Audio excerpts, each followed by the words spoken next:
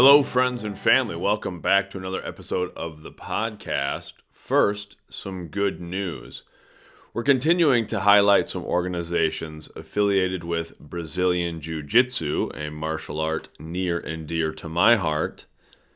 The group we're highlighting this week is Black Belts for Butterflies. This organization has sort of an interesting beginning. It started as a way to support the victims and keep in our memories the victims of the Sandy Hook elementary shooting, that horrific tragedy.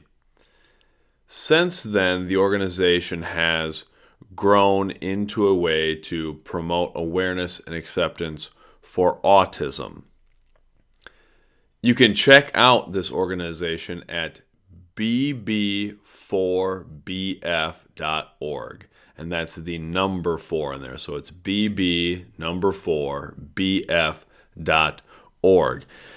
And I always try to highlight when I post these things, put them on social media, and this looks like maybe a little bit of a smaller organization. I wasn't finding much of a social media presence, but I think a wonderful cause. I appreciate that they still do some things to remember the victims of that horrific shooting at Sandy Hook Elementary. And I like that they've kind of morphed into something that they can do to help with autism. Both very important things. I think martial arts in general, sports in general, Brazilian Jiu Jitsu specifically in this case, there is that community aspect to it, the communal experience of training together, and even people that we don't train together, you have some common experiences that you can share. And I like when people use the things for which they're passionate to raise awareness and try to do good. So if you get a chance, check them out online at bb4bf.org. That's Black Belts for Butterflies. This is Family Time 104, and we are talking about communication and setting. This falls under the Relationship Skills Social Emotional Learning Standard. It's kind of funny. We were talking in class the other day during one of our family time discussions. I don't even remember what the topic was. It was a week or two ago. But one of the students brought up how, like, sometimes, let's say maybe they're getting ready for an event, or like people are coming to their house or something like that, or whatever it is, or their parent is upset with them about something. So they've been very angry with them or kind of worked up, and then all of a sudden people show up at the house, or they have to go out in a public, and then all of a sudden it's like, boom, all of a sudden the parent is happy and smiling and whatever, and it was just kind of funny to hear that from the student's perspective.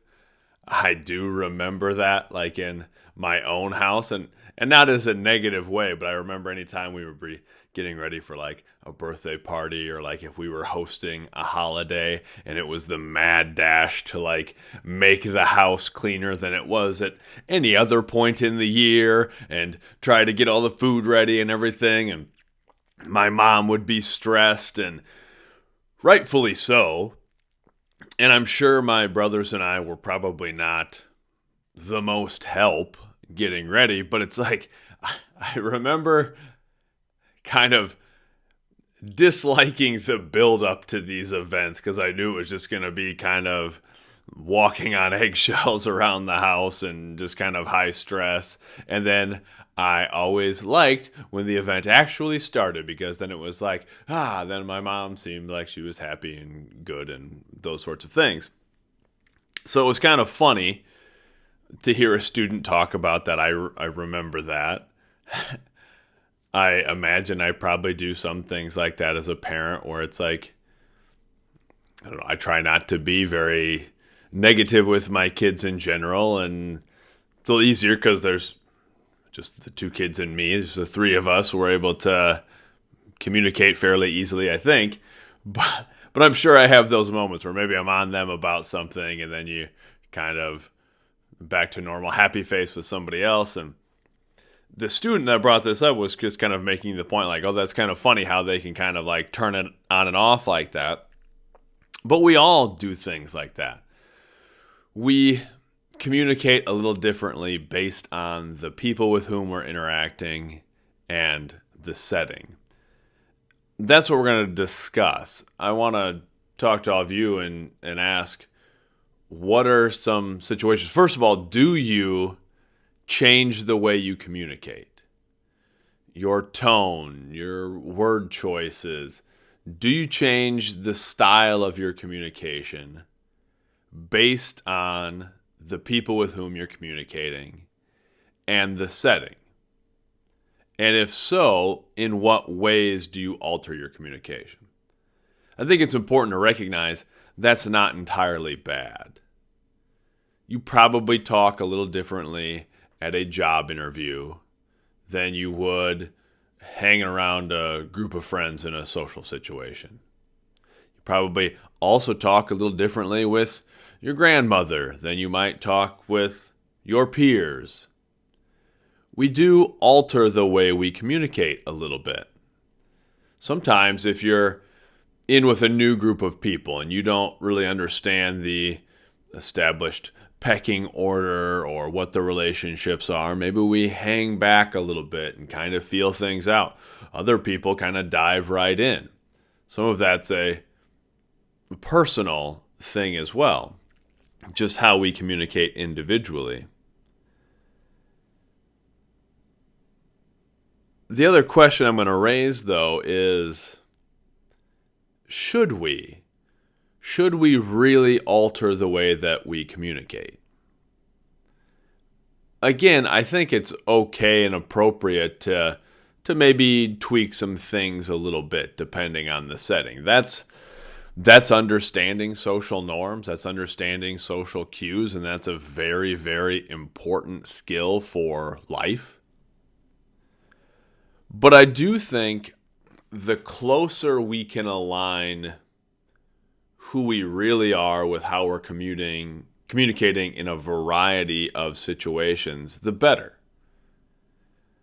Like I talked about, we might act differently in a job interview than we would with our friends, but the other thing is maybe we are in a job interview or on our first day at work, we are presenting what we think is the best version of ourselves. We're dressed to the nines. We're trying to present who we think the most desirable version of ourselves is. And then sometimes we get into a job for a while and we loosen up a little bit. That's not all bad either. It's good to get into a comfort zone with whatever we're doing. We're often better at whatever the task is when we are comfortable. But I think it's good to remember kind of the best of us that we wanted to show. I think it's important to remember what we were doing. We were trying to put our best foot forward. I think about that in the classroom setting when I'm teaching. I see so many teachers, myself included, we come into the profession, we're so gung-ho and we're fired up and we're going to change the world or we're going to inspire students and this is going to be fantastic. And after a while, which happens in any profession, we find out where the cracks are. We find out the things that are frustrating. We find out where some of the bureaucracy comes in and life happens. And every day isn't our first day, and we're 10 years into the profession, and we have the days where we aren't super charged up. Well, in those situations, I think it's important to remember, what were we doing when we were trying to be our best?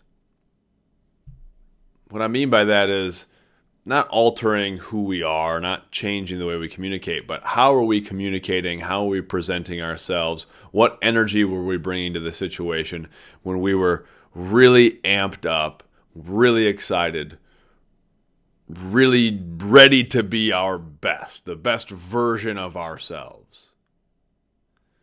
And if we can kind of close that gap between here's how I'm trying to present myself when I feel I'm at my best, to kind of maybe here's where I'm at after I've been into this thing for a long time. If we can close that gap, I think the better we feel about ourselves. Then it's not changing our faces. We do that a lot in life. We put on a lot of different faces. For this situation, I'm going to kind of behave this way. For this situation, I'm going to kind of behave this way. Like I said, altering our communication a little bit isn't a bad thing. It's an important skill. But the closer we can get to just being and feeling the best version of ourselves all the time, that's great. Then we don't have to worry about changing that face, about taking on and off that mask and presenting ourselves in different ways. We can just be the most authentic version of ourselves, and hopefully that is what we view as sort of the best version of ourselves. We've probably all had those situations too, where we're in a social situation and we feel like, yeah, I feel comfortable here. I'm able to connect with people. I'm able to talk about these different things. And we've had social situations where we feel uncomfortable, awkward. I think that's actually when the student brought up the parent maybe being upset or stressed out with them, and then all of a sudden seeming just fine when other people were around. I think we were talking about uncomfortable social situations. I think we can be more comfortable in social situations if we're just being, this is the best version of myself by my estimation, not by anyone else's opinion, but what I think is the best version of myself. I'm trying to present that at all times. And I'm not altering who I am a lot. I think about that a lot in education, because as a teacher, as a coach, we don't really get to turn it off. There are a lot of wonderful, wonderful things about education, but if you're a teacher, especially in a small community, like where I teach and coach, I am the teacher. I'm Mr. Nielsen. I'm Coach Nielsen on a Saturday afternoon going up to the grocery store in town, the same as I am if I'm in school. Because people see me and I'm trying to be this authentic version of myself, but making sure I'm staying professional, that I'm being positive about things, that I'm not doing anything that would undermine my credibility when I'm in school. And that, for me, is just fine. The closer I can be to this, really, I try to do that in every aspect of my life, that this is who I'm trying to be. I'm trying to be authentically myself, but also continuing to learn and grow and just kind of be more or less the same version of myself in all settings. Again, maybe I might say something slightly different to a friend that I've had for 30 years than I would to a student in a classroom. And that's okay, but the messages are the same. The attitude is the same. The essence of me is always there. And I think the more we can do that, the more we can kind of stop changing out our faces, putting on those masks, and presenting ourselves totally differently in different situations, the more comfortable we are, the happier we are. So continue to focus on the best version of yourself, the version of yourself you want to be, and how you can bring elements of that into any setting, into any communication with anyone. My blog post for this week is 75-Year Dream. I jot down a lot of notes. I have little scraps of paper all over with things written on them. I have several whiteboards around my house. Inspiration will sort of hit for something I want to create, something I want to write, something I want to draw. An idea will hit me and I try to jot it down immediately because they come at different times. I might wake up in the middle of the night with an idea, or first thing in the morning. I might be working out or doing chores around the house, and I don't want the idea to escape. Ideas are fleeting in that way. They sort of have to be wrangled and tied down so they don't get away. So I'll often just jot down these notes. Generally, I can figure out what I was thinking just by looking at a word or a couple of words, a phrase, and it takes me back. It brings me back to that moment of inspiration. But sometimes I'll look at a note I had written and not have any idea what I was talking about. That happened recently. I was looking at a note, and it just said 75-year dream. I thought, that is a pretty cool phrase. I have no idea what that means, but it sounds pretty awesome. I was racking my brain, going through the cluttered files of my memory, and I still couldn't come up with what 75-year dream was supposed to mean. Then I thought, okay, I've been listening to a lot of Alan Watts lately. I wrote about that last week. Sounds like something Alan Watts might say. So I did a quick internet search. Sure enough, I found a discussion where Alan Watts is talking about a 75-year dream. In a less eloquent way than Alan Watts put it, here's basically what I took away from the 75-year dream. Because even after I found his discussion, I couldn't remember what it meant, what he had been talking about. So I re-listened to the lecture, and I'm glad that I did. It was a powerful message. Basically, the 75-year dream postulates this. What if we were able to go to sleep and dream an entire lifetime? All of the events in real time. What if we could go to sleep and dream for 75 years? And what if we had control over that dream? Well, we would probably start out dreaming this idyllic life where everything was perfect and we didn't have any pain and we didn't experience any loss, we didn't suffer, where everything was good all the time. We would dream this personal utopia. But if we did that every time we went to sleep, every night when we laid down in bed, if we went to sleep and we dreamed an entire lifetime, we might do that for a while, but eventually it would get boring. We would get tired of this beautiful life we had created because there was no struggle. There was no suffering. There was no pain. And that's a part of life. That's what gives life its depth, its texture. So, eventually, we would start adding some problems into the dream. We would start creating some obstacles for us to overcome, some difficult paths for us to walk. If we did that again and again, we would find the rewards of facing challenges, the perspective that comes through pain and suffering. And we would keep repeating this. We would keep adding trials, and we would get this blend of successes and failures. And eventually, we would wind up with something like the life we already have. We would wind up dreaming about our genuine existence. I liked that idea because it's easy for us to forget about what we do have. Just being alive, living.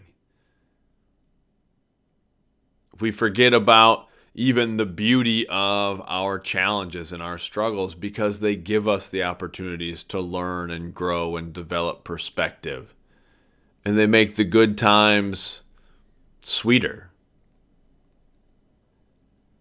In that way, we're sort of living the dream. We are living what we might conjure in our minds. And if we had control over the dream, sure, we might change some things, but it's important to remember we can change things in our lives as well. We can take steps to get closer to what we would hope for. And we have to remember that the unpredictability of life is what makes it exciting. Because things don't go the way we always want them to go, we have variety and we have to adapt. And some of those things are challenging and some of those things are wonderful and unexpected. That's exciting. So just keep in mind that we're living the dream. We're living the dream we might create if we were able to do it again and again. This week's podcast is brought to you by eggs and egg-shaped foods. This episode should come out on Easter. For those of you who celebrate Easter, happy Easter. For those who do not, still, I hope you are enjoying the weekend. I hope maybe you get a day off of work or something like that, maybe tomorrow. Who knows? But I hope you're having a wonderful day. I like eggs. Apologies to my vegan friends, but I love me some eggs. I think they are delicious. Eggs, very versatile food. I prefer mine kind of just straight up, sunny side up. I like the yolk. Get a good yolk. I get some farm fresh eggs from a good friend of mine from the Huseman family. Mr. Huseman, who I teach with, and his kids, Sophie and Henry, who kind of do a lot of work with the chickens. They have these farm fresh eggs, and I contest they are the best eggs. And I have explored this in depth. We've even brought a variety of eggs to school to compare how the yolk looks, how it stands up, the firmness of the albumin, all those sorts of things. And these are some wonderful, wonderful eggs. I like a thick, rich, kind of orangish yolk in an egg. And I'm kind of all for the free-range chicken, that sort of thing. So these are wonderful eggs. But anyway, I like eggs. I like the sunny side up. And I'll throw them on top of things. To me, it's sort of like a condiment, like I'll do some potatoes and some meat or something like that and fry up some eggs and just throw the fried eggs right on top of them, mix it in there and eat it. So we eat a lot of eggs in our house. I go through a lot of eggs. I think they're delicious. Also, whether you celebrate Easter or not, kind of a fun time for egg-shaped foods. You've got the Reese's Peanut Butter Cup eggs. Kind of fun. I think maybe, I like Reese's Peanut Butter Cup in general, but I would argue that maybe the holiday-shaped peanut butter cups even superior to the traditional Reese's cup. So you get a little more peanut butter, I feel like.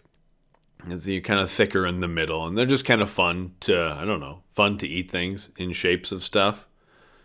So there's a lot of egg-shaped foods this time of year. You got the robin's eggs, Whoppers, all those sorts of things. So, again, whether you celebrate Easter or not, enjoy some egg-shaped foods. Have a great day. Remember, you can always reach out to me at Luke Nielsen Media at Gmail. It's Luke Nielsen Media on pretty much all of the socials. I think I mentioned last week. I think you can get a Luke Nielsen Media app on your phone right now that just brings you to the website and stuff, but I was surprised when that popped up as an option on my phone. I haven't been real great posting some of the chapters and curriculum guide stuff for Ernest from Earth. Busy time of year right now. I coach track. We're in track season right now. But I'll get some more of that posted. I have some recorded and downloaded, so I just need to be a little bit better posting those up. I appreciate if you're following along with those things. Until next time, love yourself, love each other, love the fight.